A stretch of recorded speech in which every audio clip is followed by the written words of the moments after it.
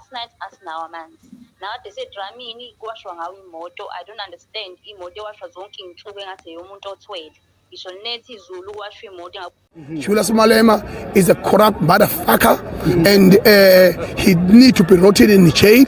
And ufike phinde futhi uzothuka umkhwanazi isidingo singekho akalinde ucwaningo nophenyo oluzovezayo ukuthi umkhwanazi khona la wrong khona la right khona, ngoba umkhwanazi for so far has done a boldest thing ever in our society, ukuthi at stand on a mountain in a very critical country like South Africa and expose corruption.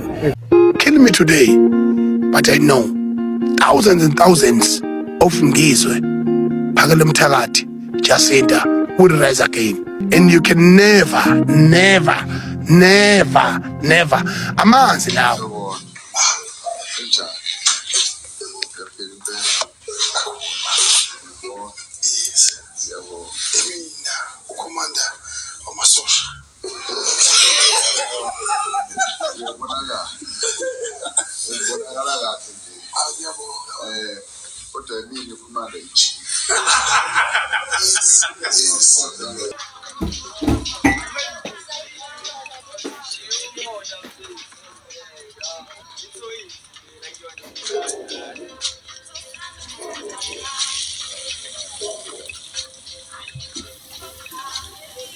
Ngeke uyivale zonke imbobo khona lazo amanzi mayengashona ngaphansi azoyifuna indlela. Amasulumane ibhanana masemali semoyeni noma ngabe uthiwa lisemoyeni noma uthiwa lihleli noma lihleli makushaya isikhathi sokuthandaza lidunuza isulumane inquzi ibheke phezulu umbombo ubheke phansi inquzi ibheke phezulu umbombo ubheke phansi inquzi ibheke phezulu umbombo ubheke phansi lindlala ukhaphethi walo lishaya izi hanana lize lisuze akekho likhuzayo ngoba amasulumane they are well economically equipped.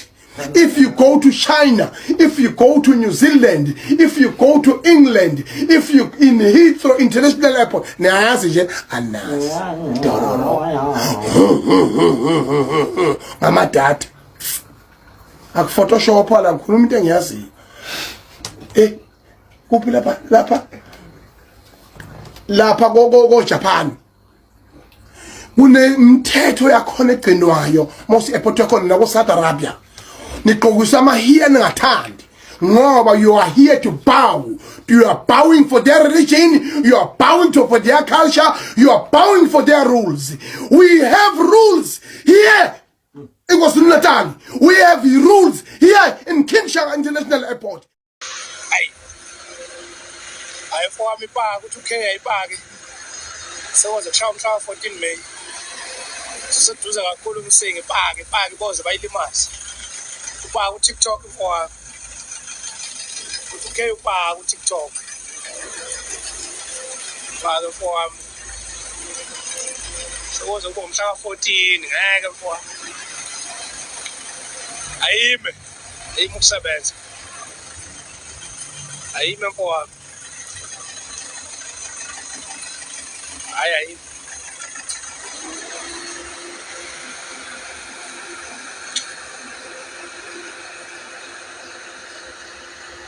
if we don't have those rules, sight a flag. Nithi mina phumani nehambe ningaphinde lesho umuntu omnyama la ningaphinde indizazenu zilenge la, because if you want to see our anger, if you want to see our demonstration, you will never like it. You have traveled the whole world, you know the international rules and regulations. We are making sure that Eastern Cape people are one people with us. We are not discriminative people. Being proud of me as a Zulu does not discriminate vendor or any tribe in this country. And we are one people. Can you imagine that what we have started to unite like this, how much we can achieve in this country? Lokhu engithi mina njengamanje le ama-Nigeria sedelela wonke eNingizimu Afrika sicela siphumele ngokukhulu kushesha ngoba noma ngabe ubani noma ngabe ukuphi mawubona iNigeria fanele ulibabaze ulubuze ukuthi ngempela nisihlambazelani kulelizwe lakithi lokomthaniya. Thina njengoba silapha nje sizothi Pondo Mse eHabe eMthembu Zulu unite and against this. So wisihlangene sesiqiniseko sokuthi lenkosi ebekiwe akusiyona inkosi iphara must go right now and lingaphinde libeke eNingizimu Afrika. Akekho umuntu ozodelela ubukhosi bethu ngoba thina kwaZulu bazi ukuthi kahle ukuthi bengeke bakwenze. Angazi ukuthi mina eEastern Cape bavuma kanjani ukuthi kwenzeke amanyala njengalawo, amanyala angasoze akhohlakala emlandweni wedemocracy ukuthi kusuke abantu bakwamanye amazwe bezobeka inkosi yabo kulelizwe. Is a shame. Yeah. Shame to our society, shame to our government, all the people in society at large. We can look crazy, we can look xenophobic, but we are not. We are just fighting for our own. Mina sengihambe kathathu eNigeria. Ngahamba ngo2009 ngiambassador yeWorld Cup. Yabona. Ngaphinde ngahamba ngo2016, yabona. Ngaphinde ngihamba ngo2018 ngiyakhona eNigeria. Ngoba ivisa yakhona ngisho ibhalwa ngepeni. Nakhona bekuyinzonyane. Ngithi mina ngiyabukala abantu ababaleka nekhwapha kangaka. Luka ngishimola lapha.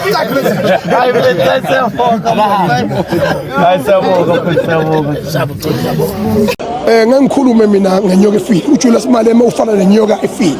Into engeke savuka akahamba ejele aphume kwalahla ithuba limfanele ukuthi our generation ashintshe ukuphathwa kwezwe kodwa yena wadawuka ukubusa wanyanya uZulu. Ke waphinde wazothatha imali ko Point Engineering balutha iVPS bayiqeda bangene kuruleni bashaya babhuqa manje badla imali yabantu bangaphandle bathola $60 million beqhamuka kwamazona ngaphandle oJulius Malema. Anginendaba noma ngenzani inyoka efile ngithi mina isikhathi sakhe siphelile. Julius Malema umgodoyi udayise ngabantu baseNingizimu Afrika ematweni bokufika. Angikwesabi mfana wami, hamba uyoyichamela la ukhona.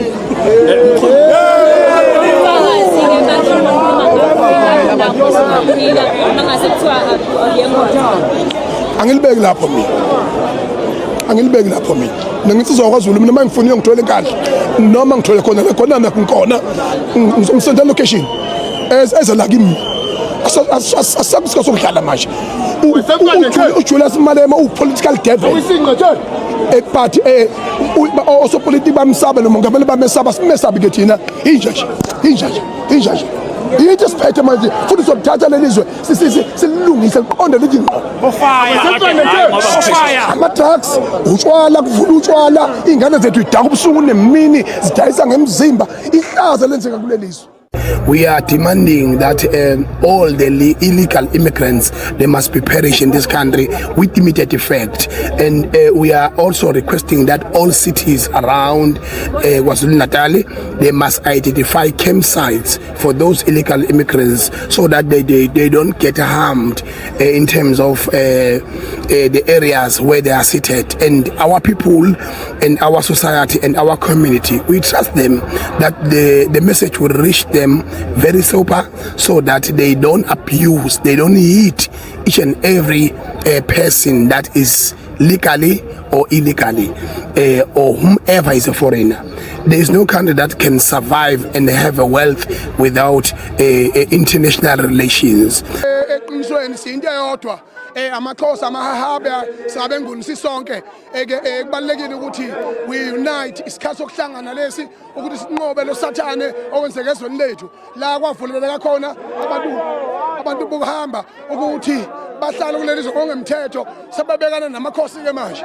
Into engiyifunayo ukuthi thina cha siwuZulu sizolekalela sabo lomfowethu lapha umfowethu abandaba ukuthi seziqiniseko sokuthi ibutho lakwaZulu elitshalwe ingonyama la lizokwenza iqiniseko sokuthi inkosi yaseNigeria ebekwe la ingamanyala ayiphindele kwela kubo. Ngokunina njengoba lento yenzeka yenzeka eEastern Cape yenzeka apha kuGombo kodwa ke njenina nisuka kwaZulu nithatha lento ezimhlawumbi isithuko esikhulu kakhulu apha ezweni laseNingizimu Afrika eMzantsi Afrika siyaqabuka ukuthi oGomba amakhosi asendulo ukuthi ngayivuma kanjani ukuthi the history will judge us wrong when we allow such a mistake to happen in our own land, in our wash. We are the people that's supposed to be in charge of the country and the constitution of this country. The elder people have failed. Our government have failed. The political organization that liberated this country has failed.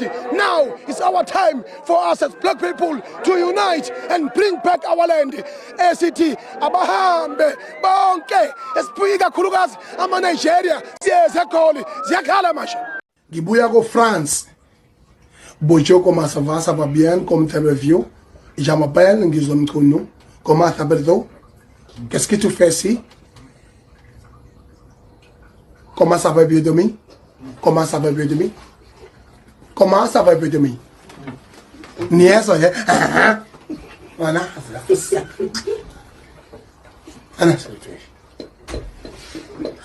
bafowethu ngifuna iqala manga lento itabane ithanda attention engenangqondo lento ayikho sinankinga nazo ziyadla kwamaye ziyadunusa ziyachama zenzani asinankinga noma ngabe zingalalana ubusuku nemini kunuka isihlama udu asinendaba kodwa esibalekile abangasondeli entweni ezinkolo yethu nezimpepho yethu neusiko impilo lwethu siyabathanda abangabafowethu asihlangana nabemcimbini basishiyela ngama makeup la siyochaza kubafazi ukuthi no it was not hey it was him who is hey us drop it no ngikhuluma isigisi ngoba mina want the message to reach a destination. The message must reach the destination. Ngikhuluma nembongolo njengoba lezi njalo lezi anemini nikhuluma nazi ingulube lezi nikhuluma nazo la konke ama camps lawa ke akho ngisho ukuthi ngikhuluma broken Zulu broken English yonke into ngifuna ukuthi mina kuzwe obasibabo yabona yonke lezi uma ngifuna ukuthi ngisho omongabali bakhona engena washa umhlane namasende ngesaka asha sekubeka umgodo oyikhona lapha eStern Cape. Hey siyeza lapha eStern Cape umhla ka30 na kanjani ngesonto zayo soba seEastern Cape sifuna ukuyobabaza kulesi sigodlo sase Eastern Cape okuthiwa sikhandelwe kamanyala ukuyikhwapha ale Nigeria. Lo doti londa ukuthukusewe inkosi lapha hayi bakwethu base Eastern Cape disappointing. I'm very disappointed. Hayi uNkulunkulu osephakameni shembe amasulumane ibhanana masemali semoyeni noma ngabe kuthiwa lisemoyeni noma kuthiwa lihleli noma lihleli makushaya isikhathi sokuthandaza lidunusa isulumane inguzi ibheke phezulu umpombo ubheke phansi inguzi ibheke phezulu umpombo ubheke phansi inguzi ibheke phezulu umpombo ubheke phansi lindlala ukhaphethuwalo lishaya izi hanana lize lisuze akekho likhuzayo ngoba amasulumane they are well economically equipped. Hayi ngikukhuza miyeke Zolani uselani usungikhuza hayi usungikhuza miyeke Zolani ungangikhuza usungikhuza ungikhuzelani miyeke Zolani hayi yabona manje ngiyenzeleni lento ukuthi imoto ngiwashe ngibhone ngiqale phansi ngiyenzeleni yona usungikhuza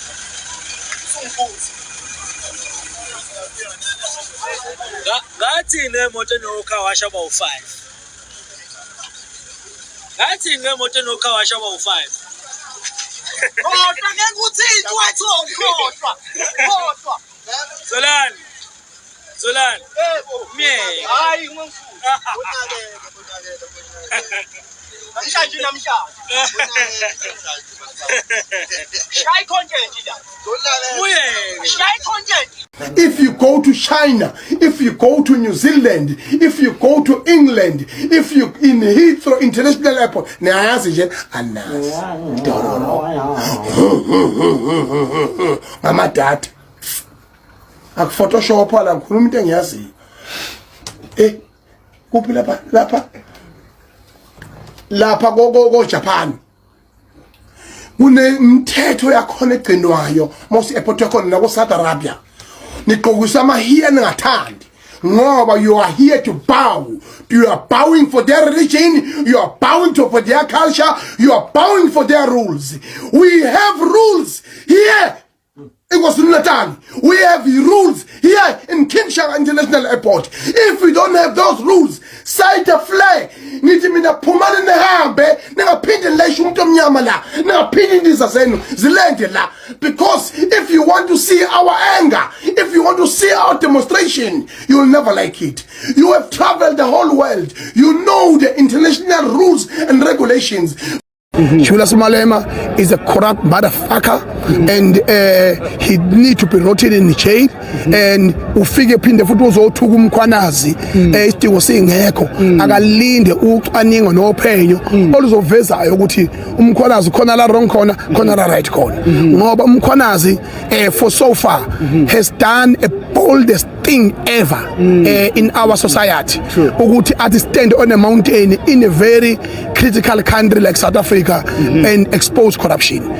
Kill me today, but I know thousands and thousands of Ngizwe, Phakela Mthakathi, Jacinta will rise again. And you can never